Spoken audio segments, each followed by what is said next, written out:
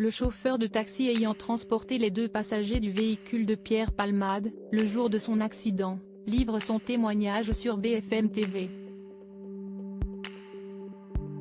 Il décrit leur comportement bizarre, les passagers ne sachant pas où ils allaient lorsqu'ils ont été récupérés. Un accident qui a détruit des vies. Il y a 9 jours maintenant, l'humoriste Pierre Palmade a conduit son véhicule sous l'emprise de la cocaïne, percutant une voiture qui arrivait sur l'autre voie en face de lui. Le conducteur de cette voiture est toujours dans le coma, la passagère enceinte a perdu son bébé et un jeune garçon de 6 ans est toujours hospitalisé et souffre de lésions au cerveau. Les enquêteurs ont retrouvé les 2 passagers du véhicule de Pierre Palmade qui avaient fui l'accident et ont interrogé le chauffeur de taxi qui les a transportés. Ce dernier, spécialisé dans le transport de personnalités, affirme être habitué à conduire Pierre Palmade. Il a récupéré les 2 hommes de la maison de campagne de l'humoriste, confirmant qu'ils y sont retournés après l'accident. Dans un documentaire de BFM TV, il se souvient de leur comportement suspect. Cela m'a paru un peu bizarre.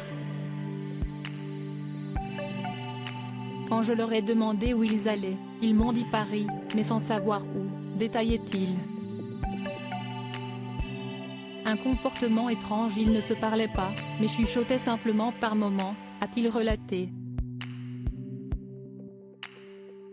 Les passagers avaient chacun un sac de taille moyenne qu'ils ont gardé avec eux. Selon le chauffeur de taxi, ils semblaient avoir pris une douche, s'être rafraîchis et avoir changé leurs habits.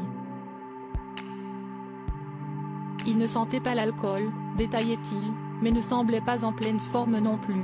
L'un était sur son téléphone, l'autre paraissait fatigué, choqué et portait des lunettes de soleil dans la voiture, en pleine nuit, ajoute-t-il. Après avoir déposé l'un des passagers à Rambuteau et l'autre à Max d'Ormois, il a appris l'accident de Pierre Palmade, et a trouvé tout cela bizarre.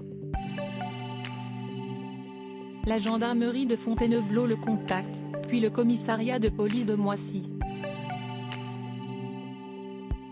Le 14 février, il se rend au commissariat, où on lui demande de raconter tout ce qu'il a vu de A à Z. Parmi de nombreuses photos, il identifie les 2 passagers.